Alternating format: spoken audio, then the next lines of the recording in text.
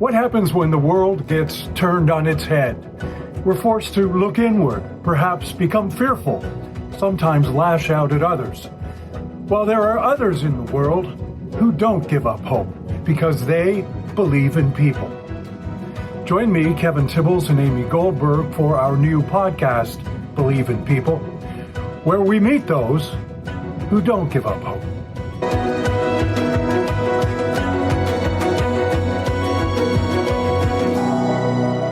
Today's guest on Believe in People is a woman who uses her talents in the world of design to spread awareness of all things equality.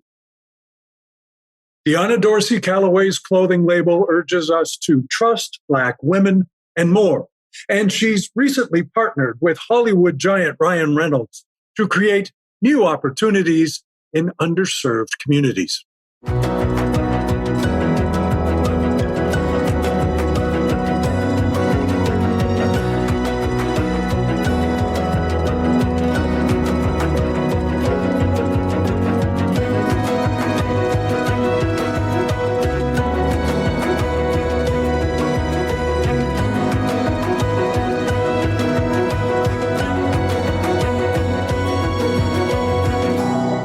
Dionna, welcome to Believe in People. Thank you so much for having me. Oh, it's such a pleasure for you to be on. Thank you. We want to be, before we sort of get into your newest endeavor, which is called Creative Ladder, we first want to dive into a bit of your past, because you are a creative entrepreneur, you're a brand strategist, you're a fashion designer, and I'm sure you do a lot more than that as well. How did you get started on your career path? I always knew that I wanted to do something in fashion. I didn't fully understand what that meant as a young girl and as a teenager and as a college student. And I think after graduating from design school, moving to New York City, getting my feet wet in the fashion industry a bit, I was able to kind of pull together all of the ideas that I wanted to do into my entrepreneurial journey. I was laid off, made it through around about 15, 16, 17 rounds of layoffs, I believe it was, in New York City, and was blessed to have a home to come home to in a city that at that time wasn't suffering economically. And when I came back to Washington, D.C., this is November 2009, I couldn't get hired, so I hired myself. There were job opportunities available, but I didn't fully understand my worth at 29, but I had some version of understanding of it. And I just wasn't willing to take such a serious pay cut. That's when I say I couldn't get hired. I should say I couldn't get hired at the rates that I would have liked to have been hired at that point. Hired myself and started my entrepreneurial journey officially in December 2009. Is that something, first off, aside from being in fashion and all those other things, you're also a mom, which is also a full-time job in today's world. But when you say that you were laid off and you were blessed to have a home to go home to, just tell me, straight up, how difficult is it for a woman in your position to find jobs in design, in fashion, in media? Yeah, this is, if we can journey back to 2008, 2009, when the Great Recession, I don't know if that was when it first hit, but that was when it really sort of hit my industry, the fashion industry, and hit me pretty hard. At that time, the world was changing. The fashion industry, I believe, was the first to get hit and was hit pretty tough. Living as a single woman at that time in New York City, there were certain things that I needed in place to remain safe in terms of where I lived, how I lived, excuse me, as well as how I would travel back and forth to either, little pickup freelance jobs that I was able to get, but wasn't able to sustain. And it was tough. When I say I was blessed to have a home to go home to, I had two parents with a home that was safe, that was secure. I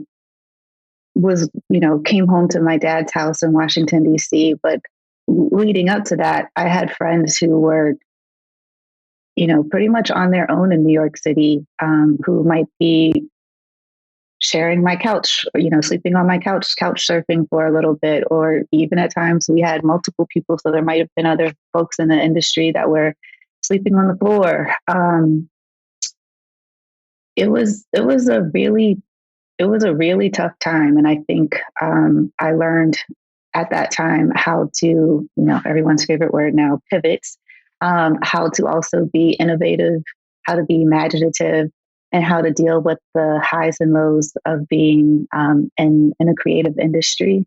Also, just in a country that was dealing with some economic downturn at that time. And thankfully, one of my homes, my father lived and still does, but in Washington, D.C., was probably the only place in the country that wasn't suffering economically. And I just assumed, I'm going to go back to Washington, D.C. I'll be able to get a job. I've had this amazing experience. I went to design school overseas, and it just was not the case. I think Washington, D.C. has changed quite a bit. They are much more now, as a city, even I guess in the tri-state area, much more now welcoming and accepting of and understanding of the importance of creativity in creative industries. That wasn't necessarily the case in 2008 and 2009. And wondering then, how did your business take shape then? From there, you were turned down or looking for jobs. It's a challenge. 15 to 16. I mean, you have to be pretty strong and resilient. You have some tools that you use to help you stay focused, and decided, okay, I'm going to now start my business. What did that look like for you? Yeah, it wasn't so much me saying, okay, now I'm going to go start my business. If again, you can journey back to December 2009, there was this thing, and I hope that it's still around. I'm not even sure, called Craigslist. And I went to Craigslist and started looking for organizations that needed creative assistance, because at the time, the jobs that I was, applying for, potentially interested in, they all thought that my portfolio was too fashion focused and based. And so my goal was at the time in November and December 2009 to expand my portfolio with more, let's say, NGOs or just Washington, D.C. type organizations and businesses that could show folks, that I had a wider range of skills, a broader range of skills. And by, I'd say, January, February of 2010, I didn't realize it myself. I just remember coming home and managing a lot of the work that I had, and my dad saying, "Oh, you've got a business. If you have more than one client, the fact that you already have one client, you have a business." And by March is when I became sort of official, and had an attorney, get me standing up and so forth in terms of all the Washington, D.C. business licenses that were needed. But I kind of fell into it. It wasn't my initial goal. My goal was to expand my portfolio so that I can get back to making 70, 80,000 that I had been making in New York City. And I realized, I realized then, whoa, I can do this. The next day I said I can't. The day after that I said I can, and it's an ongoing battle ever since. But it kind of happened to me quickly, and I was blessed to have folks around me to help me realize the things that I didn't quite yet realize, both in myself and the things that I was actually already doing at that time.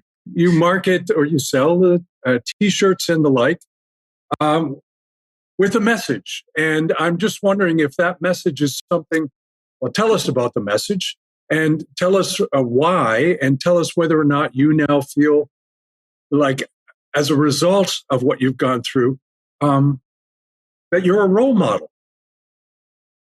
Well, I don't know if I would go as far as to say I'm a role model. I think I am a young Black woman, or a pseudo young Black woman, pseudo young, I should say, figuring out in public and trying to make it work for myself and for my family.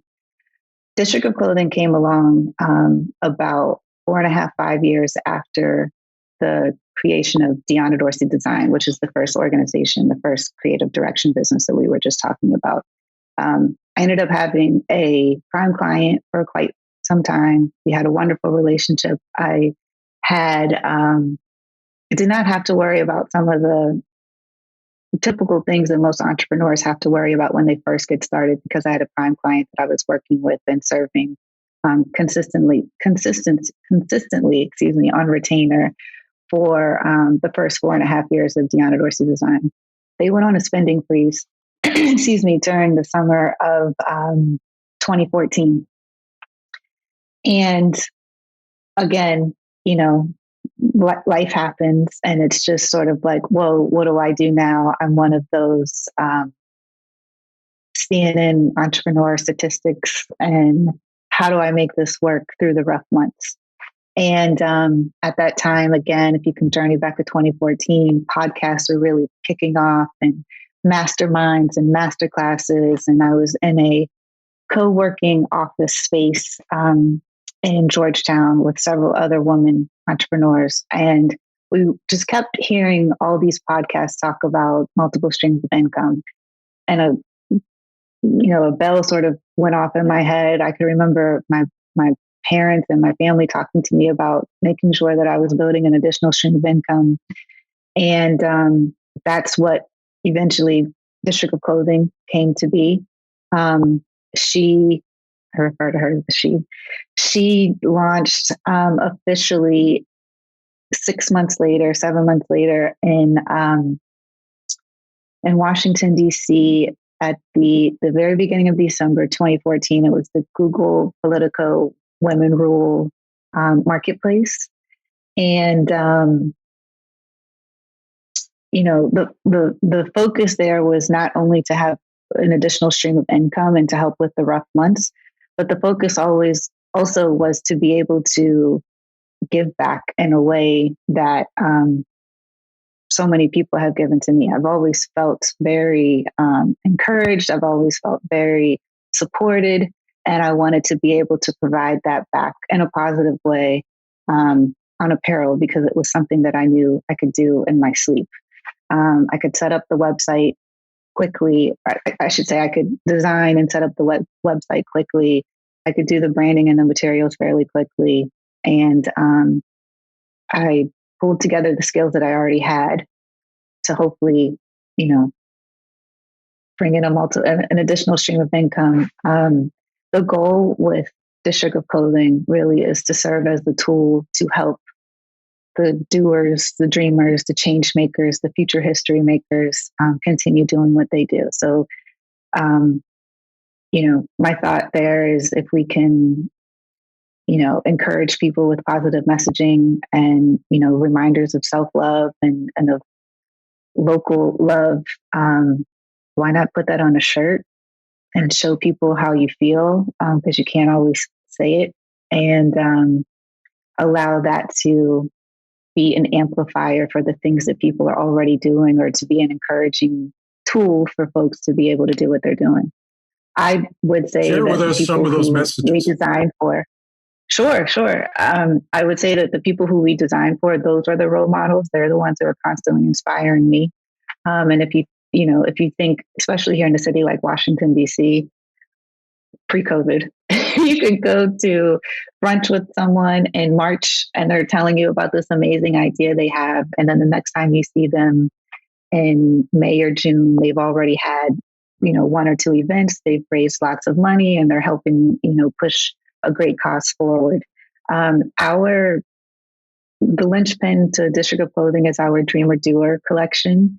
And so the top line says Dreamer. Underneath it says Doer, and Dreamer is sort of crossed out, almost as if it's like a to-do list thing. And that's just because we believe that in order to be a doer, you first have to be a dreamer.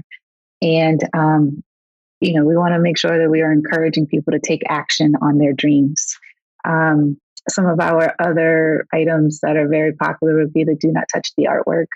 that was, again, pre-COVID. I usually would spend my Mondays, as I would call them, museum Mondays, for inspiration for the week ahead.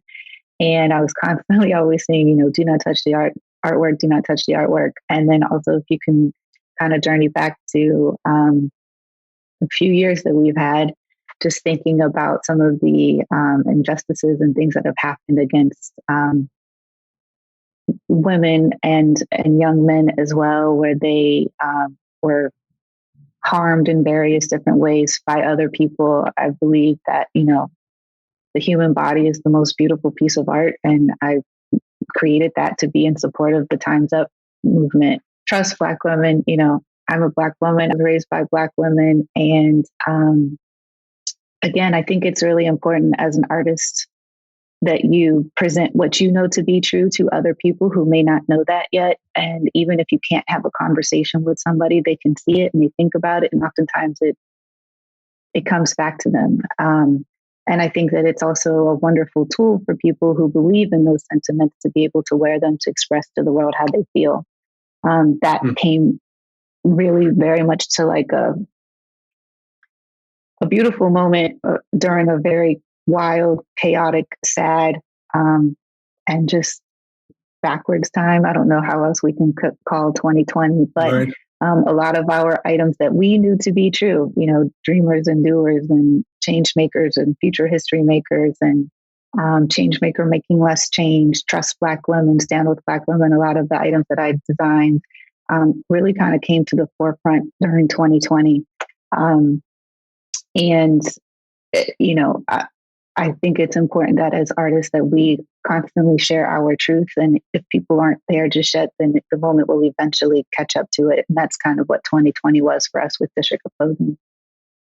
And Dionna, did this then morph into Creative Ladder? Because I was looking at your site and it talked about the survey statistics, and it's actually quite surprising. It says 4 out of 5 creative professionals of color didn't know their careers existed when they graduated high school. So it's the goal at Creative Ladder is to help fill this gap with awareness and accessibility. How did that evolve? How did that come about? Yeah, I think the best way to explain, my understanding how this came together is to just sort of tell you the story that, leads from what I was saying with District of Clothing in 2020 into August of 2020.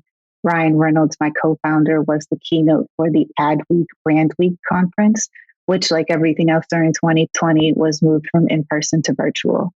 And he was at that time, like he always does and has continued to show me that he does, was leading with his heart. And again, if you can remember, the world was sort of on fire, especially the United States. There were protests and marches happening in multiple cities across the country during that summertime.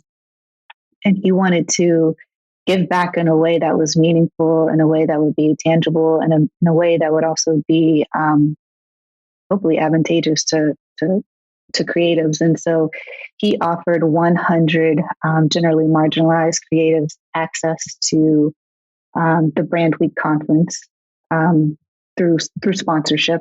I was on that list. I sent a couple of tweets just because I was so moved by his speech and by some of the other speeches that were happening and keynotes that were happening during that conference. And it's my understanding that David Griner, who was then my also other co-founder, it's the 3 of us, he was the journalist that was interviewing Ryan during their keynote. Once they completed it, they saw, the wonderful response that they got in terms of how people were saying this was really like instrumentally helpful and really very tangible. And thank you. And they just kept thinking of other ways in which they could continue that progress, continue that process, and continue to help. I have told them that, I consider that them spending their privilege. And I guess as they were pinging each other, my name kept coming up, and then they started reaching out. This is if you could take it from August to September. I want to say they started reaching out in October. At that time, I was planning a wedding, and I was just like, "Hey, can I call you back?" David, I'm planning my wedding, my COVID ceremony. I'm a little busy. I'm a little busy right now, while also homeschooling my, my new bonus boys, soon to be officially stepchildren. And we happened to get married on what my husband and I refer to as the happiest day of 2020, which was November 7th, which was the day that they announced Biden's win for the presidency. So we were worried about having 14 or 15 people at our outside courtyard wedding, and it was probably close to 25, maybe 30,000 people. Our hotel was actually on Black Lives Matter Plaza, so it was literally the happiest day of 2020. And they reached out about a week after the wedding, and I was sort of blown away, really very honored by the opportunity, but also I hadn't worked. I'd consulted with organizations and nonprofits, but I had never worked myself, especially not as a CEO with a nonprofit, excuse me. And I just said, if you could give me a moment, I need to run this by my now husband. And, I said, babe, Ryan Reynolds. And he's like, yes, whatever it is, yes. And when I fully explained everything and we talked it over, it was just, this is such a wonderful opportunity to be able to not only continue to provide a service, but to actually be of service to my fellow creatives. And this is a way to be able to also impact people in a much, on a larger scale, in a more deeply impactful way. And so that, I would say we kicked off working together maybe that first week of December 2020. And here we are today. We made the announcement June 21st of 2022 this year. And it's been a whirlwind, a wonderful whirlwind ever since. December 2020 feels like it was 20 years ago, maybe at times. And then it also feels like it was only 2 months ago. And June 21st, 2022 feels like it was yesterday, but it also feels like it was a year ago. I say all that to say that we have been making wonderful progress on standing things up for Creative Ladder. And it's been really exciting to see the response we've received. It's also been very grounding to see the response we've received, because you realize once again that the issues that you've experienced and the issues that some of your friends or colleagues have experienced are pretty much across the board. And we have a lot of work to do. So we are excited to continue our mission forward of networking with, connecting, inspiring, and elevating a new inclusive group of generation of creatives. But we are also excited to be able to link arms with the organizations who have already been doing this work, and to both, work as a bridge and also as a ladder, so that we can continue lifting as we're climbing. We just realized that this is a really very widespread issue that needs to be collectively, we need to work collectively to be able to make a difference here. I'm interested. First of all, I'm assuming that what you were referring to is that people of color or people of other origins don't or aren't offered the same opportunities in the creative world. That's what you're talking about, correct? Yes, absolutely. So building on that, I'd like to pick you up on the name of the organization, Creative Ladder, because again, because of the world that we find ourselves living in, people would say, well, people need a hand up, people need a hand out, or what have you. You've selected, or you and Ryan Reynolds and Mr. Griner have all selected the phrase ladder, because with a ladder, you climb up yourself, but the next rung is available to you. Is that sort of what you were thinking? No, I think our first thought was thinking of, when you think about the corporate ladder, how can we flip that to be more creative? And then just as a community, we believe in lifting as we climb. So we're all climbing this thing together, but we can, let's try to lift each other up while we're doing that and continue moving forward. Sky's the limit. And if you think about it, ladders, they end, but they also don't necessarily end. So the hope is that we can just continue moving things forward and continue climbing higher. What's the reaction been from the people that you're working with? It has been phenomenal. I will say that you don't fully understand the nature of a global celebrity until you're in the tailspin of it. I think that's the proper way to say, like the tailspin. The response has been, yes, the response has been overwhelming in the best way. It's also been interesting to, be on calls with clients prior to the announcement, and everyone's happy and moving forward on the agenda and excited to be able to do whatever these desired outcomes are that, that we're creating together. And then post announcement, to sort of be wrapping up with a couple of clients and then maybe bursting into tears on a call and saying, these are the things that I've experienced. How can we bring Creative Ladder to my particular organization? Or folks sending both DMs and emails and saying, Dionna, these are some of the things that I've been experiencing. I'm so happy that you're tackling this on a different scale in various creative industries. How can I be involved? We have received over 8,000 people seeking mentorship.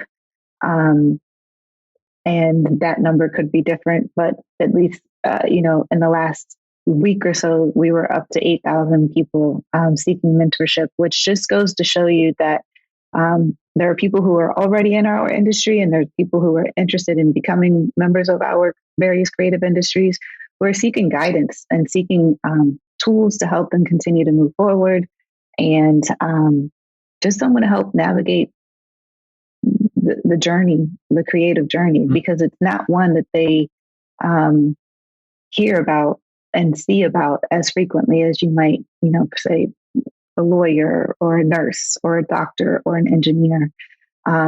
It's really very important that we do, that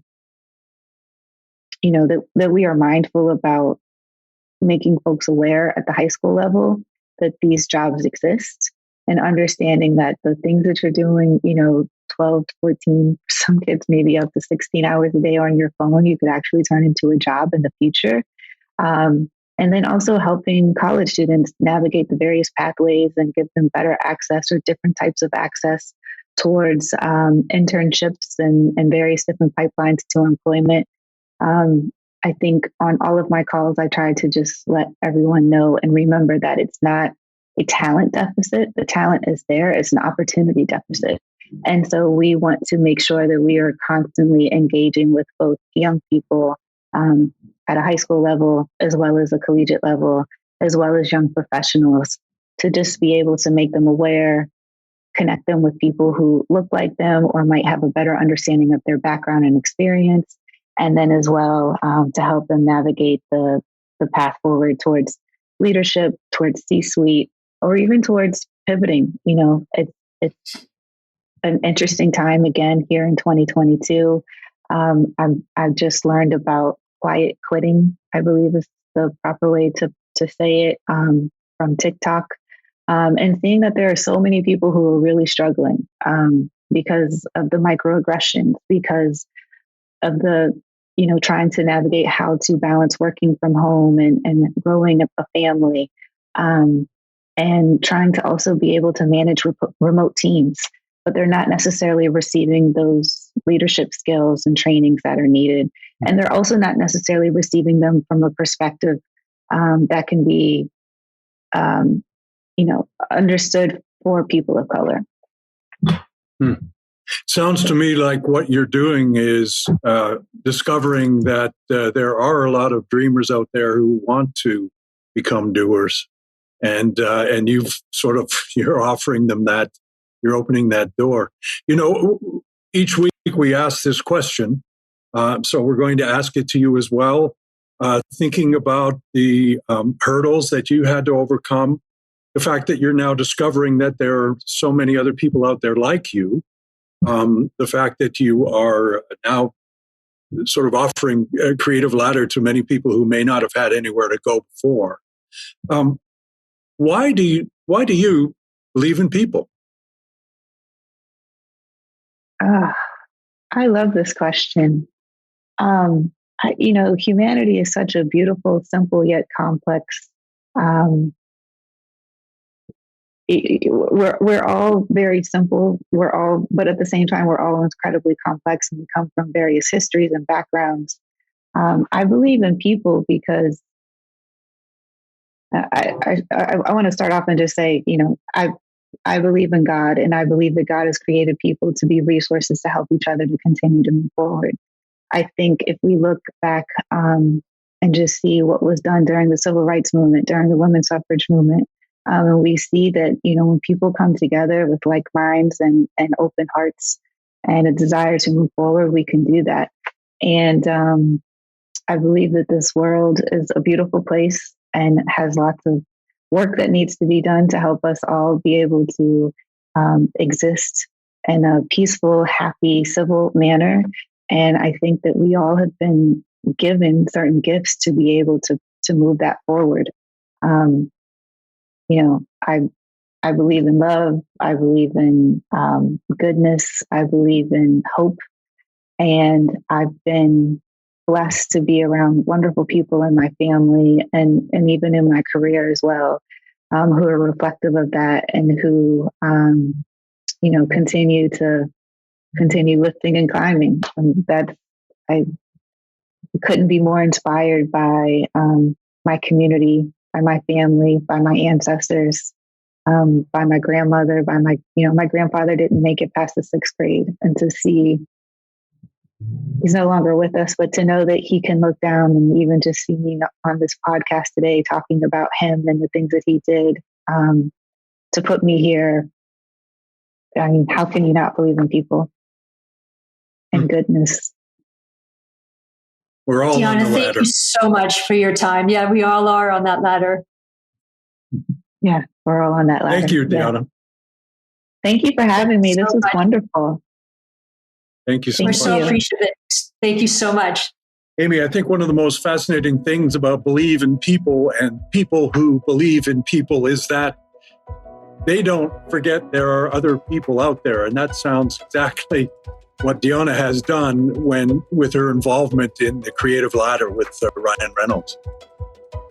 Yeah, and it just goes to show, Kevin, that when your passion meets your purpose, especially in Dionna's world, she's unstoppable, and which helps serve other people. So if you want more information about Creative Ladder, please go to creativeladder.org and you'll get further information around what the organization is all about. And if you want to watch more of these inspiring podcasts, please subscribe to Believe in People. Thanks so much. Thanks, Kevin. Thank you. See you.